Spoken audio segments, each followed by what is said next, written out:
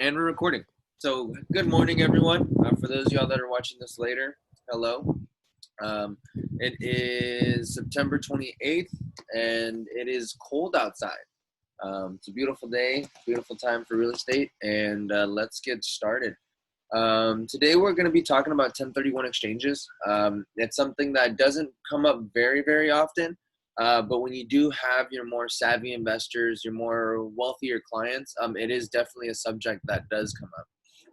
1031 exchanges are a tax deferrable option from the IRS. It gets its name from the section of the IRS code 1031. So that's kind of how it all kind of moves. It's also known as a like kind exchange because of the process of how it takes place. So a lot of people in your more investment style grade clientele are going to want to know more about this, or if they don't know about this and you see that they're going to make that transition, it's a good thing to bring up. It saves your clients tons of tax liability and can make you look like a rock star. So first and foremost, a 1031 exchange is basically just a way to defer your capital gain. So let's say I have a building and I have more than, I have a lot of equity in the building and I want to sell it, but as soon as I get the proceeds from that sale, I'm going to be taxed on a high rate as an investment. So, but I know I'm going to take that money and reinvest it into something else. So the IRS allows you to take that gain from that property and actually move it into another property and not have to pay any taxes. There are remainders, so anything after that's left over from that exchange still will be considered a tax, and they call it a boot. I guess because it's like a extra kick on the end, so they call it a boot, and that is still also taxable as a capital gains tax. So there's different methods. So the one for residential, like it is your primary residence, you have as a single individual up to $250,000 tax, non-capital gains tax deductible. And then if you're a married couple, you get up to $500,000 tax break from that capital gains. So a lot of the times people try to, from one investment, try to buy another investment, use it as a rental, then move into it for a number of years and then sell it, trying to capture that $500,000 tax break from that capital gain. So that's kind of how people end up utilizing it at the very back end to then save it, because at the same time you're just deferring those taxes. So from one investment to another to another to another, it's still accumulating those taxes each time, but you don't get taxed on it until you do a full cash out. So until I sell that property and I'm not going to invest it into anything else, that's when you finally get that tax bill. Whereas a lot of people, they will defer it in perpetuity and then they pass it on to their kids and then they keep doing it. So that generational wealth just in a sense continues to build and move over without having to pay those taxes to the IRS. So it's pretty interesting. And then there's also one thing that you might want to look out for too is a depreciation recapture. So if you are buying a property, so let's say one property that you're selling, you only owe like 100,000. No, you owe like $1 million, right? You have $1 million still left on that property. However, if you do reinvest and the new note is only for 900,000, you are considered, you have an equity gain of $100,000. So that also is more considered a boot and will be taxed on as a capital gains. So there are certain things that, you have deference, but then you also get taxed on. But at the end of the day, the majority of those taxable profits is sanctioned, is havened, and you are still saving a butt ton of money, for lack of better terms, right? So really with the timing, so it's a pretty simple process for the most part, but there are certain timings and stipulations. And the best way to go about this was, one, have a good base knowledge. I really advise everybody just to Google 1031 exchange. There's tons of forums, tons of research that you can do, but just the highlight, right? So Mr. Investor, let's try and save you some money on your sale to reinvest into the next one. However, there are some stipulations. So from the day you sell, your closing day, you sell the property that you're wanting to reinvest into something else, the clock starts ticking. So you are on a time frame. So the first 45 days of you selling that property, you have to then go and locate and identify at least one more property that you are going to reinvest that money into and send that into the IRS or send it into your exchange company that you're working with. And then secondly, you have 180 days to close on that loan. So from start to finish, all in 180 days, and that's accumulative. It's not 45 days and then day one starts for the 180. It's an entire 180 days. So really you get 135 days or so for the whole transaction process, which is kind of misconstruing because a lot of people say it's the 45, then it's the 180, but it is all accumulative, and you have to go from start to finish all in that 180. So it kind of can be a little daunting, but it's just making sure that while we are in the process of selling that property, that we're already looking for identifying properties, because we don't want to wait till the very end and then you only have 180 days. And a lot of the times these commercial deals are tricky and they sometimes take a little longer. So really only real estate can be 1031 exchange. Prior to 2017, you were able to do like, I think boats, you were able to do other types of cars, vehicles. I mean, you could do a certain other amount of items as long as they were considered investments. So if you had like taxis or you had like a shuttle service, you could do, certain things. But since 2017, real estate is now the only item that you can do. So if you do hear people saying, oh, well, I'm going to do a 1031 on this, the laws changed relatively in the last 3 years. So, hey, you may want to educate them a little bit and let them know, hey, I'm a realtor. You can only really do them on real estate now, and maybe a conversation piece. So there's really two types of 1031 exchanges, and I'm kind of diverting a little bit or digressing. But the first and foremost part is for that like kind of exchange, the typical like true natured type of 1031 exchanges are just a swap. It's a swap between assets. But the problem with that is finding the person that wants to trade the exact same asset for around the same price, and just finding those congruences and everything, right? They have to match up pretty well. And for two parties to really want to just swap is very non-typical. So what it's called is called a delayed 1031 exchange is the one you see more common, and that's the one that has to go through a 1031 exchange company. So if y'all do need more information, we do have a pretty good resource. His name's Carl Pikus. I've met with him. I've talked to him plenty of times.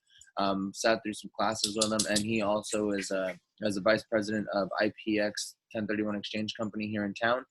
So we can definitely use him as a resource if we ever have clientele going there, and we can do that. So first and foremost, so 45 days to locate property, 180 days to move it forward, and then any funds left over also is called a boot.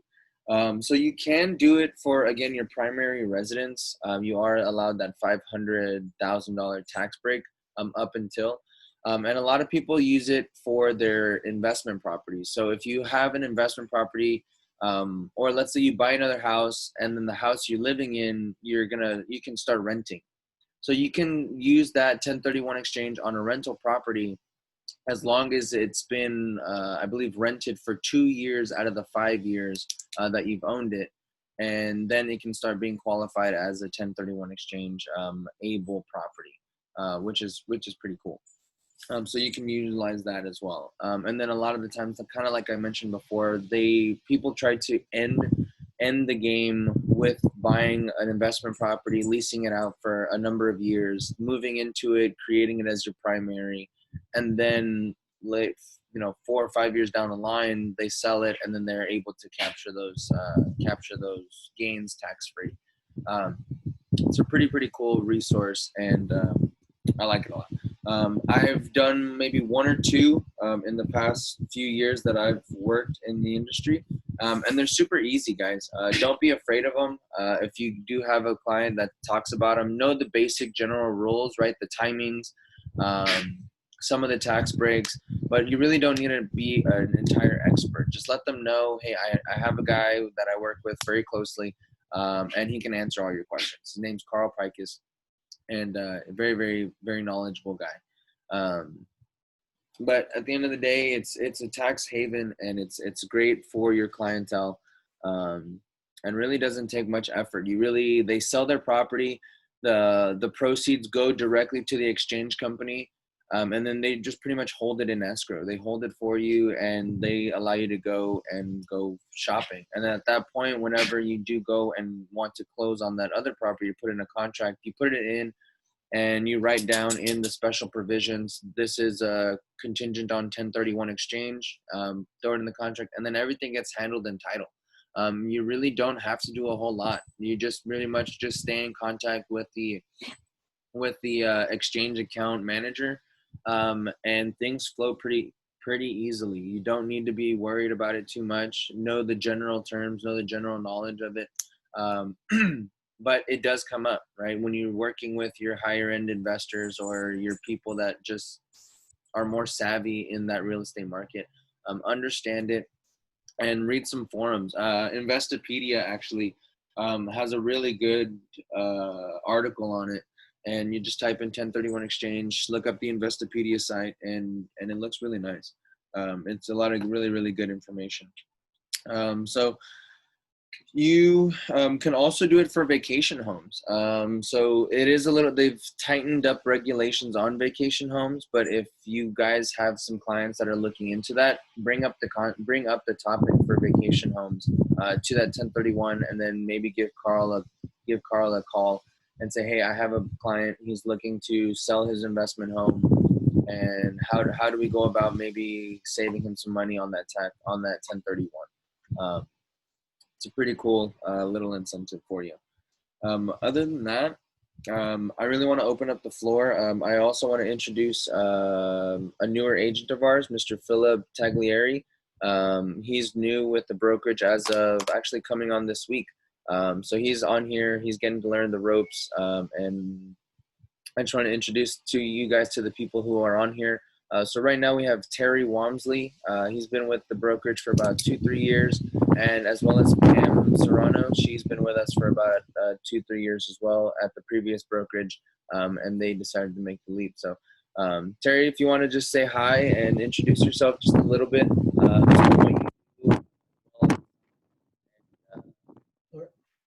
Good morning, everyone, and welcome on board, Phil, and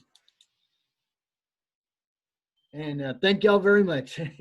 Yeah. So what do you do, Terry, as your normal day job? Just to throw that out there, so in case we can support you. Well, I do income taxes and bookkeeping as my main job. Mm-hmm.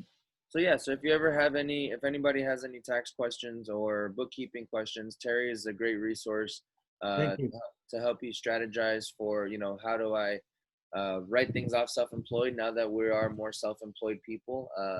Those are great questions that we can ask Terry for future references. And Miss Pamela, how are you today? Hi, doing well, thank you. Doing well. And where are you, and how long have you been in the business? Well, I've been in it for about 2.5 years. And it's been a slow start and everything like that, because life happens. But it's definitely a good industry, and our brokerage is like the people in it.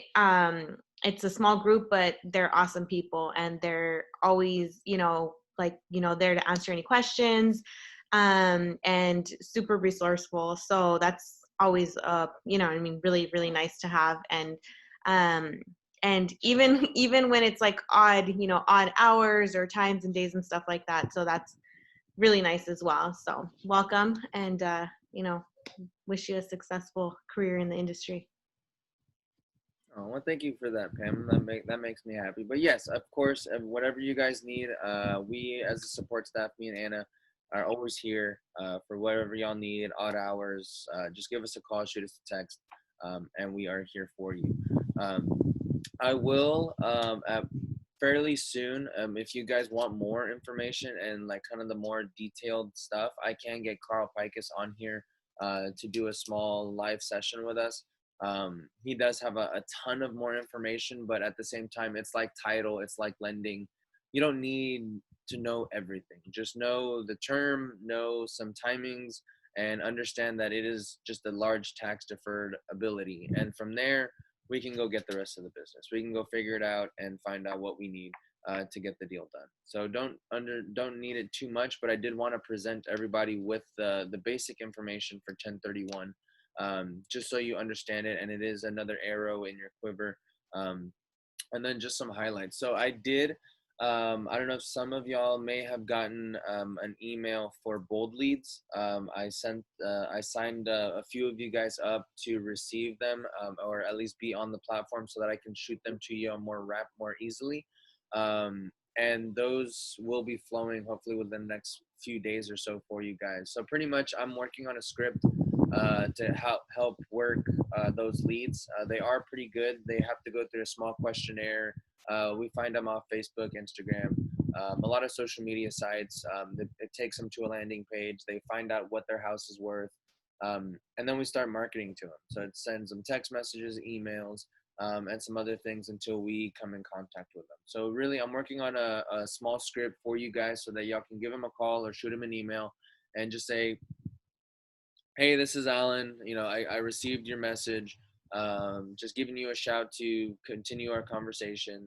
And not all of them are going to pan out, just like with any lead. I mean, it's not cold calling, but in the same sense, right? It's a numbers game. You got to call, 50 to get one, right? I mean, it's a numbers thing. However, it pays for itself, right? I put in the time, I put in the effort, and I get a deal. And majority of them are no less than like $200,000-300,000 like houses that these people are asking for CMAs for. So it's a pretty good tool. I've gotten some success. I have some buyers already in the pipeline for coming in like 2 or 3 months. But I just wanted to work that platform and kind of see what was working, what wasn't working before really implementing it to you guys and kind of moving forward. So that should be definitely a beneficial thing for everybody. And I want to get everybody on the same page. So I'm going to probably work on instructional video as well, just kind of a screen share on how to work the platform, best practices on this and that. And then if y'all do need a more one-on-one a little bit later, just let me know and I can do that for y'all as well. And then I also wanted to remind everybody that the October Mixer is on. I mentioned it, and I think we sent out an email as well. It is on October 23rd. Here it's a Friday at my house. We'll send out reminding emails throughout the month up until the party. But y'all are more than welcome to come out.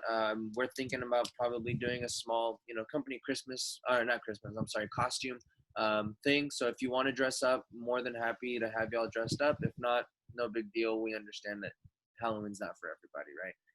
But we do want everybody to come out. We had a great turnout last time, and people seem to really, really enjoy it, right? Just being out, actually getting to know the team, talking to people, and bouncing off ideas. I think we had a pretty good brain session while everybody was here, keeping it light, not too business driven, but hey, how can we help each other? And some good meetings came out as well. And I think that's it. Does anybody have any questions for me today?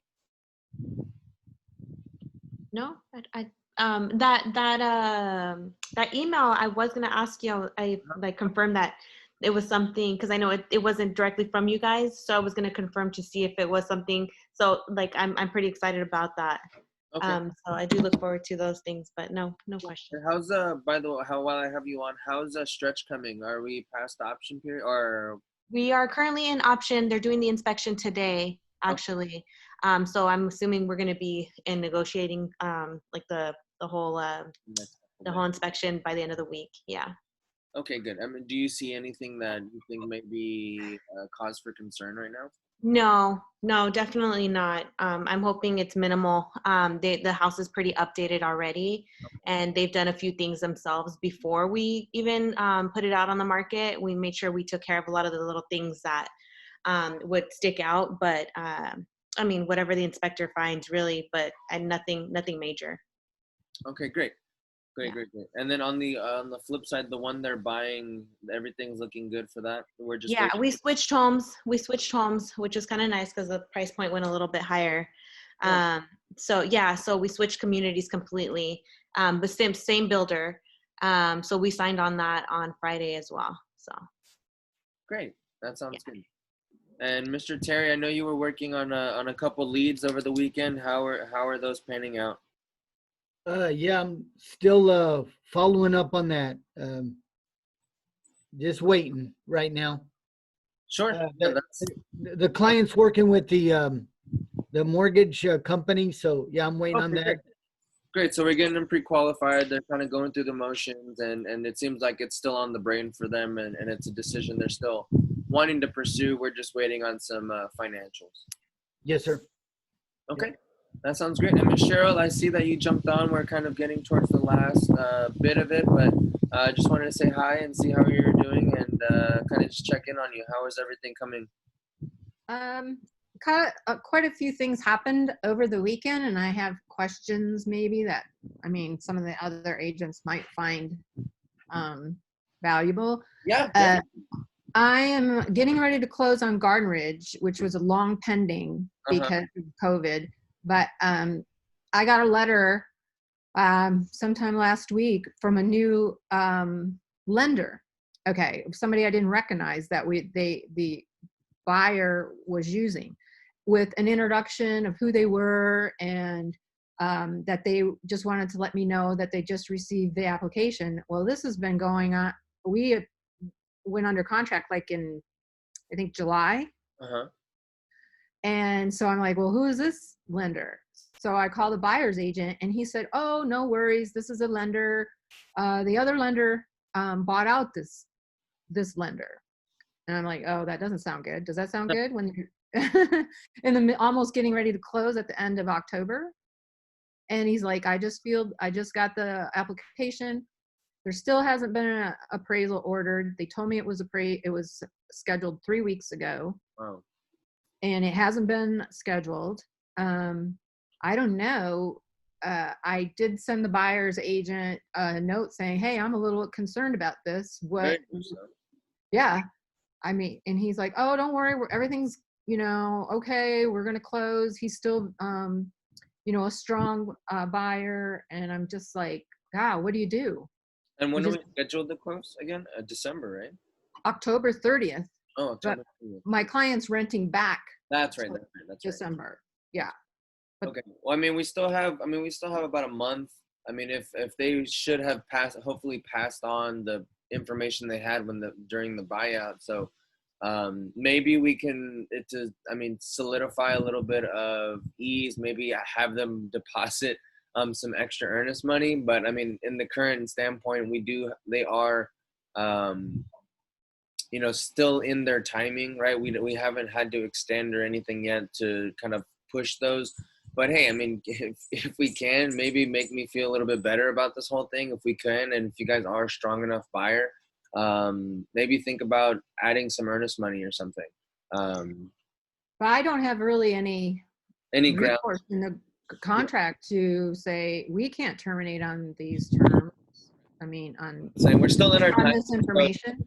It doesn't seem to be too alarming, but at the same time, yeah, it is something for concern to be weary about. And I would actually call that lender also, call that new person he's working with, and just kind of really verify timings, what's going on, what do we have, what don't we have. That way we are more on top, and we can really gauge whether or not the 30th is gonna happen.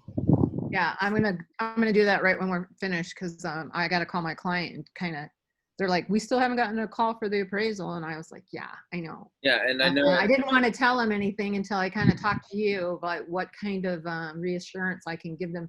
My concern is it's right at the timing that the first lender told me that he was going to actually have to qualify him 30 days before the closing. Uh-huh. And so this is right almost 30 days before the closing. What if he didn't qualify and now they're trying to find a new lender? But Yeah. I really, you know, That's a it's kind of concept. coincidental. I would call and see like check the validity of Yeah. of that buyout and see if it was actually a buyout or if not, or if they just like tried to switch lenders. Yeah. Okay. I'll do that. Also, are any other agents using the private listing on MLS, and do you get any feedback for that? Or, I mean, cause I got it, just went under, well, not under contract, but I just have a listing that I put in private because they want to do just a few more touch-ups before we go public. Mhm. I didn't know, I've been talking to other agents and they don't even know anything about it. Yeah, I think it's still pretty new. I speak for myself. Like me personally, I really haven't used it, and I really haven't heard a whole lot of others using it. I know it is a new thing, and I know from the majority of people, they probably just skip through that intro, and so a lot of them don't even still know about it until I'd say until it catches on more. Well, I think when it goes public, it gets to Zillow and Realtor.com and all of those other social sites. And then their clients actually start telling the, the real estate agent, hey, there's this property I want to go see, you know. Yeah, exactly. A lot of it's more client driven. Yeah, interesting. I Any don't know. word from Beverly? Did the clients kind of thought about? Well, that offer that came in, it really is a wholesale offer. Okay. Yeah, but they don't want to pay any closing costs. They want to pay, they'll pay title and that's it. So what makes you think it's a wholesale offer? Well, yeah, you know, well, they've been doing a lot more work since I took it over. So they've painted a lot and they're fixing up little items here and there. So when I first did a comp on it, I did 237 the way it was. Yeah. But I mean, I have 2 other offers they want to oh, that's my other question. Can you explain a wrap and how to proceed with a wrap, getting somebody qualified for that? So with a wrap, what a wrap does is pretty much it just assumes the loan and you're pretty much taking that loan. So what somebody did was somebody did probably a subject to, right? They transferred over and then that new person is now trying to sell it as a wrap to cover his mortgage and still make a little bit on top. So Right. there's a lot more convolution with those things and I really wouldn't advise because Yeah. at the end of the day, when things happen or if that person defaults, you as the previous Owner's still seller responsible. are Mhm. still potentially responsible for those issues because that loan is still, in a sense, tied to them, but it is just Right. being covered by another entity.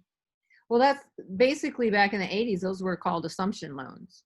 But Very, they had to be, they're very yeah, but they had to be qualified for an assumption at the very beginning. correct. So what So- this is more than likely happening is a third party person assumes and then they do another wrap to get somebody else and then it just like it's a flow through. Right. But it's still really basically seller financing because you're going to be responsible for the mortgage anyway. Yeah. Yeah. Okay. It's just risky. It is I know. risky. I'm not advising it. Sometimes it's a little predatory and can Got to be. be careful. Yes, Mhm. be careful with those. And then you said you had another offer as well. So you had 3? Yes. The other one was a lease with option to buy. Okay. Yeah. And they're just not wanting to lease at this time. Well, I told her I'm trying to get her pre-qualified. Oh, okay. She didn't even know anything about that. So that's why I was like, okay, well, why don't you try this first Okay. and we'll go from there. But I don't think they're going to accept the cash so- offer So either. with the 235, though, I mean, is it from like a legit person, or does it seem like they have a high option period so they're trying to go and sell it to somebody else? No, it's a family. They're paying cash. I'm getting the proof of funds today. They only want a 7-day option. They've already seen the house twice, and it's a family that want to purchase it. But my client also has a mortgage on it, so their net out is not very much. So.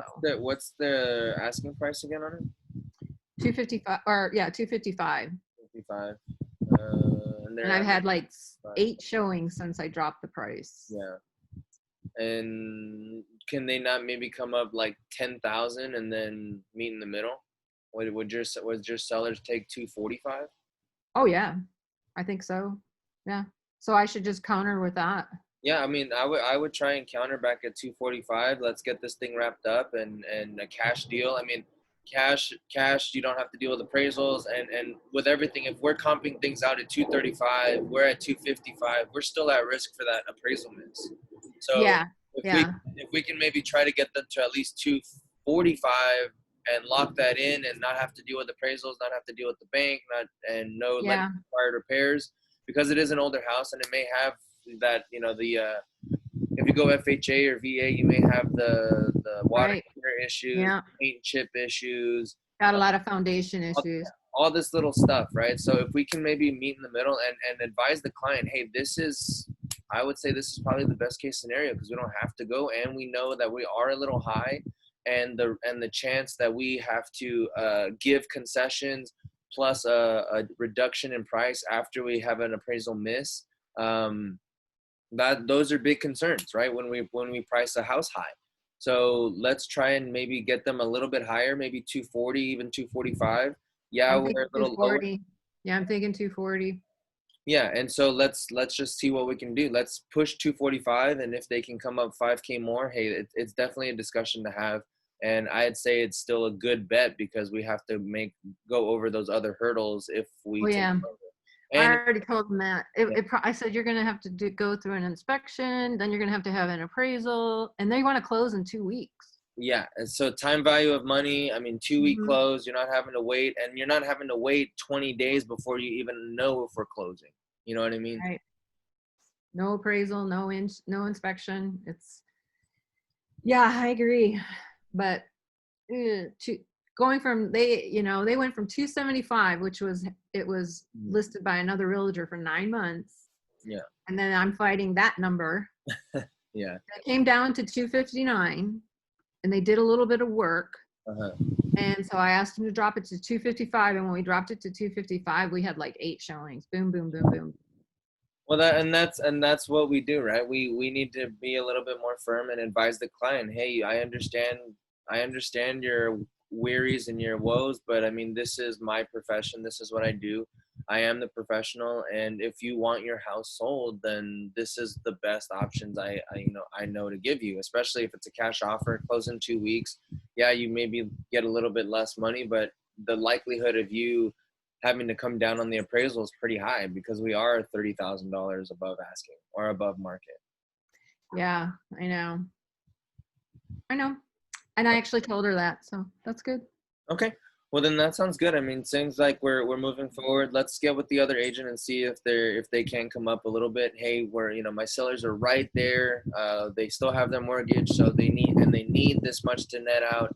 If we can bring it up just a little bit, or even maybe see if they can. And if they can't, let's try and do if they can get a small like gap loan, right? If they can only do the 235 cash, can we go to a bank and maybe get like a $10,000 or $15,000 personal loan to bridge that gap? And then they just have to pay off a small loan, in between. They're not going to have much of a mortgage payment anyway. So Yeah. Sounds good. That's a good idea. Give him some choices, two Yeah. bad ones, and give him the one you want. Exactly. Good. Thanks. Okay. Well, that sounds cool. If nobody else has any questions, anything else? Nope. No?